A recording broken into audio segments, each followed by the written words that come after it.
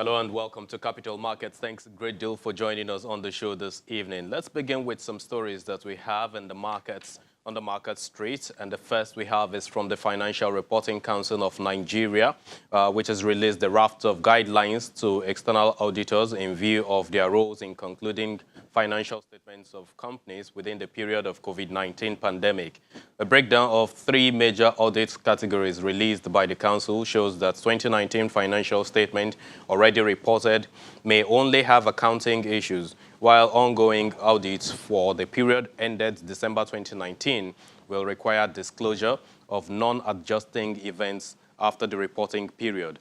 Now, the third category of audit centers around the accounting periods ending in January 2020 and beyond. According to the Council, audited financial statements containing such modifications will be brought to the FRC's attention in line with the provisions of its act. And during the week, the Securities and Exchange Commission's SEC released a standardized investors' data and consent form to be adopted by all capital market operators. In a statement, the Commission says the development enables it to address challenges associated with identity management in the capital markets. The initiative is expected to limit identity theft in the capital market while also addressing the drags in data collection and updates from investors. And finally, the International Securities Services Association, ISSA, has announced the appointment of the Chief Executive of CSCS, Mr. Haruna Jallo Waziri, as a member of its operating committee. Mr. Jallo Waziri, who represents the World Forum of Central Securities Depositories in the committee, will be expected to provide technical support for ISSA's board as part of efforts to advance securities services globally.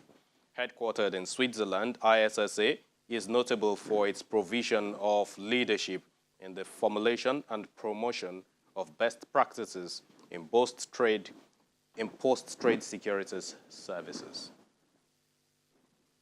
And of course, this leads us to the conversation segment on the show. We have the CEO of CSCS, Mr. Haruna Jallo Waziri, joining us this evening to shed some light on this particular appointment of his. Thanks a great deal for coming through, sir.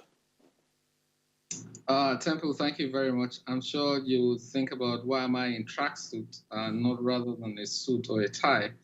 But, you know, within the context of what we are all going through in the global perspective with the pandemic, so sometimes, you know, you have to dress down and then also show that you are also part of the stay at home and stay safe perspective.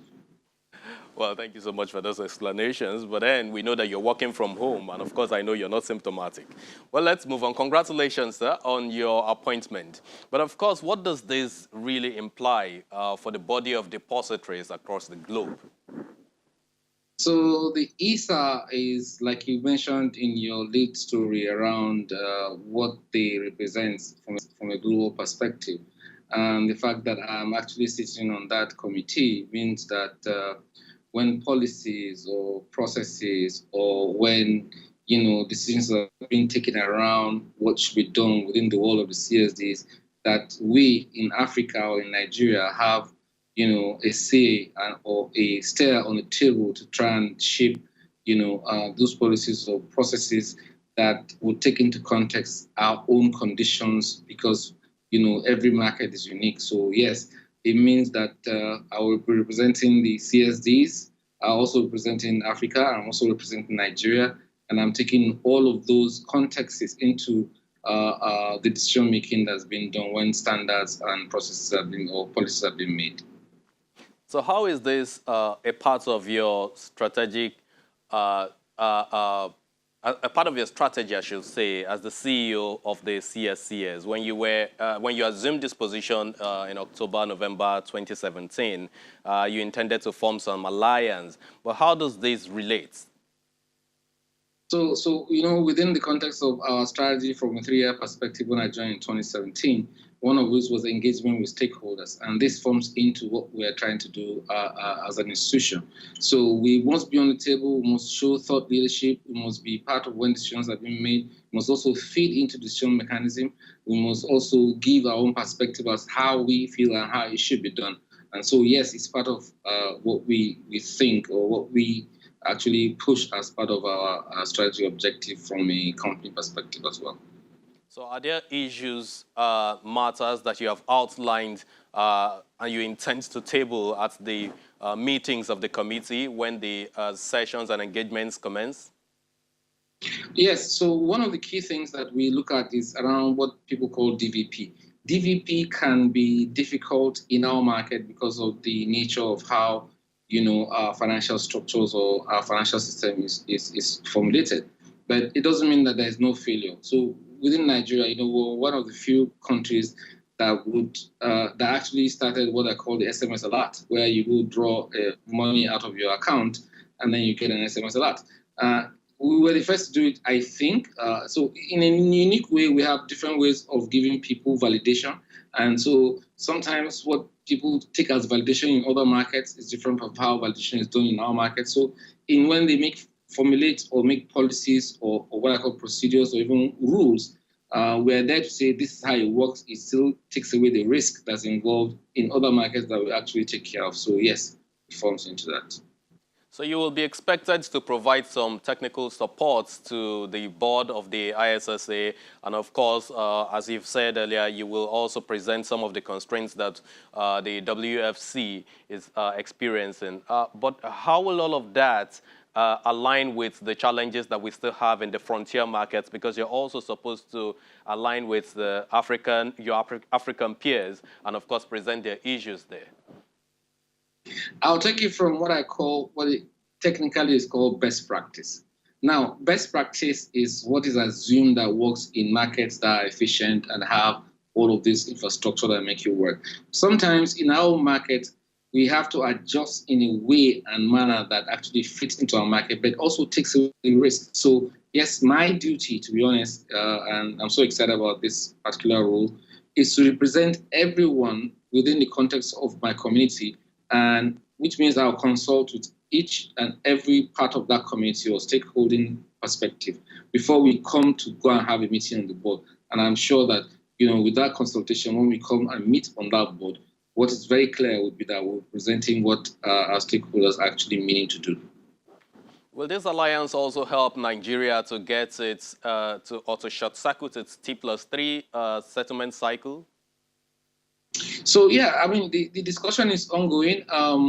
There's still markets, well, globally, most markets still do 2+3, except for maybe fixed income and a few other products. But yeah, if I look at it from the context of the CSDs that, I'm representing from a world perspective, many of the CSDs are ready. The markets are the ones, or the participants are the ones that, we have to come together and say, okay, this is how we should do it. If you ask me personally, Temple, I must tell you something. I think we should start moving towards what I call real-time, settlement system, because today it already exists. So our market shouldn't be different. It's one of the things I'm going to push when I get onto my first meeting at the board.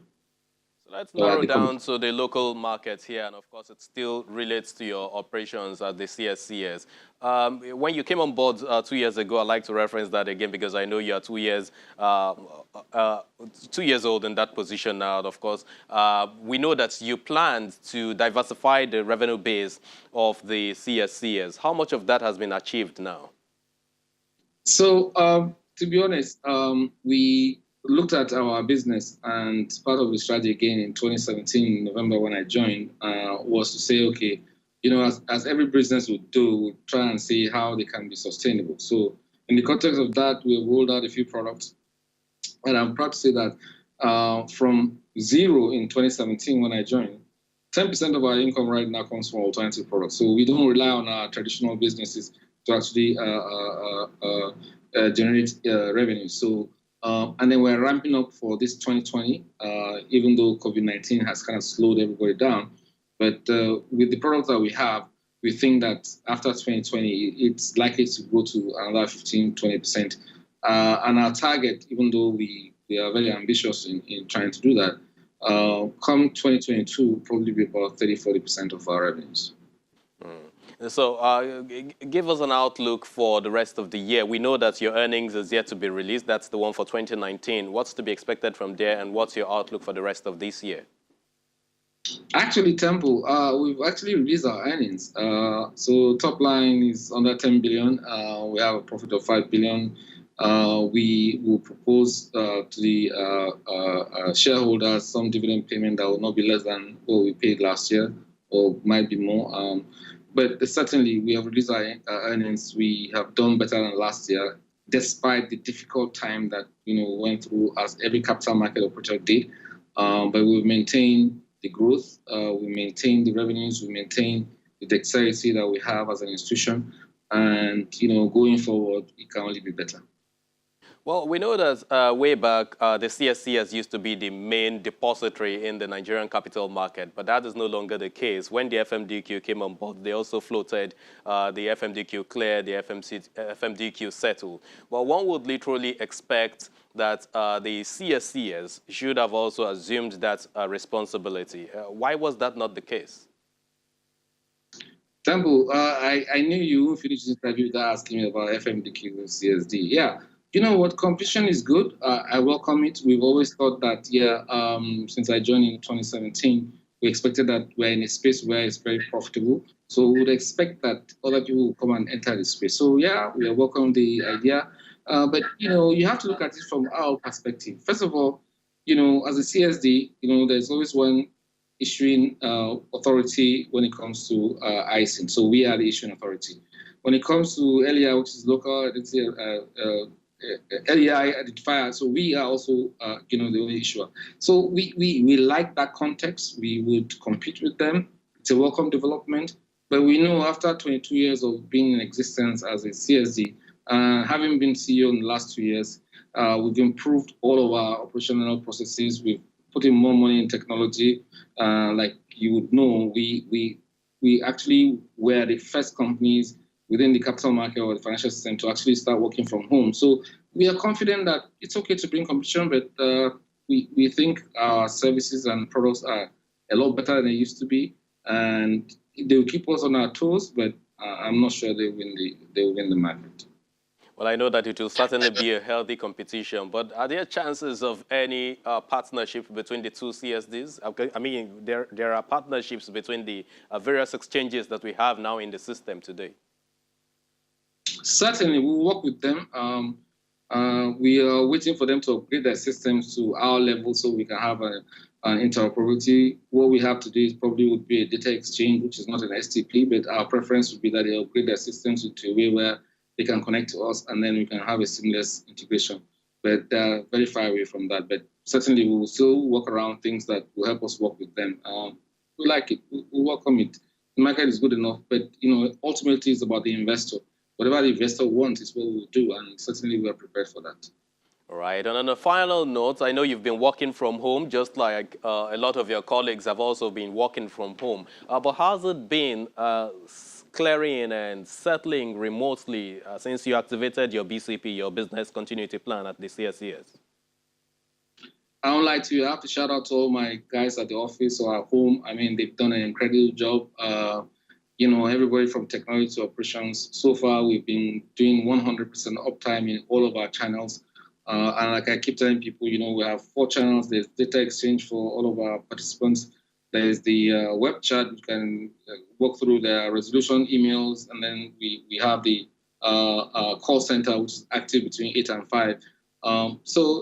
Honestly speaking, if you're going to ask our participants, it's like they don't know whether we are at home. I mean, it's working seamlessly. Or if you ask the exchanges, the same thing. So we build capacity. So for us, it's business as usual. All right, Mr. Haruna Jallo Waziri, thank you so much for your insights and, of course, explanations that you've given about your new responsibility at the ISSA, and we wish you all the very best in that new appointment. Thank you, Tim. Mr. Haruna Jallo Waziri is the Chief Executive Officer of the Central Securities Clearing System here in Nigeria. When we return just in a moment, we'll take a look at the highlights of the market week. Stick around. And thank you so much for staying with us. It's still Capital Market right here on Channels Television. Now, global equities markets were bullish this week, just as the local equity space was also up some 1.4% week on week to close at 21,384.03 points, even though it was just a 4-day trading session for this week. Well, the debt side of the market was also positive. Locally, we saw free fall sort of in yield, I think about 100 basis points or thereabout. But basically, a senior relationship manager, the corporate banking department of FSDH Merchant Bank, Mr. Ayodele Akinwumi, joins us now to analyze this sudden turnaround that we've seen in the markets this week and to tell us if it is actually sustainable or not. Good evening. Thank you very much. Thank you for having me. Really good to have you again. I think this should be our first time of having you on the show this year. I think so. It's been a turbulent year. Yeah. Well, this week we've actually seen a turnaround in the system. We saw a situation where the ALSI of the market had actually dipped to 20,000 psychological position, went back up this week to 21,000. We saw that equity capitalization moved back to 11 trillion. The same thing happened with Dow Jones and the global space, up this week by more than 11%. Tell us exactly what is the support that we're seeing for all of these markets? Thank you very much. I think it's the policies that various governments around the world and then regulators are putting in place to ensure that they fight the current pandemic ravaging the whole world that we are seeing in the market. And again, if you say the fact that the equities markets have actually taken a big hit and across the world in the last few months. And again, if you look at the fact that the alternative investment channels, the fixed income that people always go into, the yield are quite low. So people are thinking if rates, if prices have dropped by more than, in some cases, more than 70%, historical performance may not necessarily be a guarantee of future performance in this instance. But then we can just take a little bit of position in some stocks that are quite strong and that they will likely recover post-COVID-19. So what's also playing out in the debt space? Okay, so we also have seen in Nigeria where a couple of different scenarios are playing out in Nigeria here. Central bank policies and then that have led to a drop in yield and rates in the local market. Of course, you've seen that with a lot of stimulus package that the whole world is also announcing, rates are quite low to encourage small-scale businesses to come up, and then people who are impacted by this, to ensure that they come on to have access to cheaper funding. But in Nigeria, as we go, I think that we will likely have a little bit of a different situation towards the end of the year. Of course, we've seen the adjustment to the budget, 2020 budget. We will likely see that from federal government. We will likely see the same thing for all state government, because the money that various governments are spending now, both at the state level and the federal government level, federal level, they didn't plan for this in this year's budget, and therefore they have to reduce the revenue are affected, and they have to increase the spending. That so I think after the current program, the problem when it is over, when the economy, when the businesses open, I think that a lot of people want to come to the market to borrow money, and then rates may likely adjust upward to take care of that increase in demand for credit in the local market. But do you also foresee a situation where we will have constraints in system liquidity? First, there's revenue projections have already been reduced from 8.41 trillion naira to 5 trillion naira now. We're also seeing the expenditure side of things, all of that being reduced. In the days ahead, we'll be seeing FAC allocations also cut down to about, not necessarily cut down, I think the word should be that it's going to be tail spinning actually to some 400 billion naira. How much of that will be significant for system liquidity in the days ahead? Okay, so in terms of system liquidity, I do not think that there will be so much of an issue that will cause, that will be negative to the market. What we are going to see going forward, just like you have mentioned, is the fact that they've reduced the revenue projection by over 3 trillion, that federal government. again, the expenditure has not reduced as much as that. So what that means is that the fiscal deficit has increased. About and that, 5 trillion. Yeah. So, and that will have to come from somewhere, and it will likely come from debt. Good enough, rates globally, interest rates, and even in Nigerian context, are low. Private companies also who have obligations to meet with their lenders, who are impacted also by the current situation. The revenue may likely drop. You can see what's going on in oil price now. At a point this year, oil price was at as high as about $70 per barrel, or about 30-something or below $13 per barrel. But then thank God for the agreement that the OPEC Plus and then the have agreed on this week. So we should likely possibly make oil price may likely go up a little bit, maybe around $30 per barrel, giving us the level that the federal government has. But what we expect is that as businesses open again, like I mentioned earlier, the maturing obligations which companies have, they may not be able to meet them, and there will be need for them to roll over. And therefore, companies who also thought that their fiscal, the debt need, the deficits may likely be in the region of maybe 2 billion, whatever it is, may likely increase by more than 30%. And that 30% will have to be covered from debt position and debt capital. And therefore, that's what we're going to put pressure on the debt capital market going forward, and therefore interest rate may likely go up. But for me, there are a lot of liquidity in the system, and foreign investors may likely also bring in money. But they're not in yet. Well, you know, everybody is trying to see how we need to deal with the current issue and then see the extent to which it's going to affect global businesses. And then as we are recording, as the whole world is recovering from all this, people will want to be taking investment decisions because people need to be alive first before they think about business. So what we are facing now is survivor first. And then when we now have a green light as to when that we are winning this war, which I think we are going to win, and the world will, we're going to live after, we're going to overcome the current situation, then people will be taking investment decisions, and then they will look at, opportunities around them. So Nigerian offers immense investment opportunity for both local investors and foreign investors to come. So I think that money will flow in, but what we are going to experience is that yield may likely go up because there will be additional demand for debt in the local market. This also brings to bear the Fitch ratings that came in a few days ago.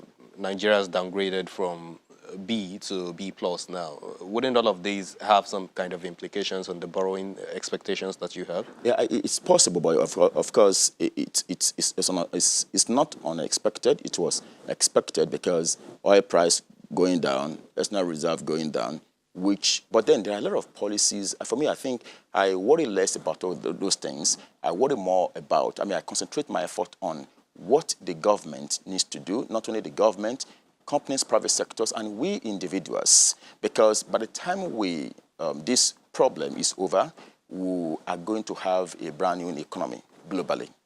The way we do things are going to change, and therefore, I think there are a lot of opportunities within the crisis. And then, how do we then structure our economy? Some of the things that we have been discussing about what we need to do as a country to ensure that in a crisis like this, we're able to recover faster. Because some countries will recover faster out of this country than others. Okay, and those countries are countries who have good infrastructure, who have broad-based revenue. There's economies. Emerging markets, possibly. Yes, so those are the things that we need to concentrate our effort on. What do we need to do to ensure that we recover very fast? And government and regulators are taking some steps in that right direction to ensure that we recover good and we recover fast. So you're well satisfied with all of those policies coming out from the fiscal and monetary authorities? Because again, this has started harmonizing them, actually, compared to what we used to see in the past. We are doing things, they may not be sufficient, but then they need to improve on yes, and they need to come up with strategy because one of the things that we are having now is strategies plans to manage the current situation. We need to now have strategies to grow the economy after now. All right. Thanks a great deal for sharing your thoughts with us, Mr. Akinwumi. We really appreciate your thoughts. Mr. Ayodele Akinwumi is the Senior Relationship Manager at the Corporate Services Department of FSDH Merchant Bank. Thank you so much for your insight. And on that note, that's it on the show for this week. I'm Temple Ashaju. I'll see you next time. Bye.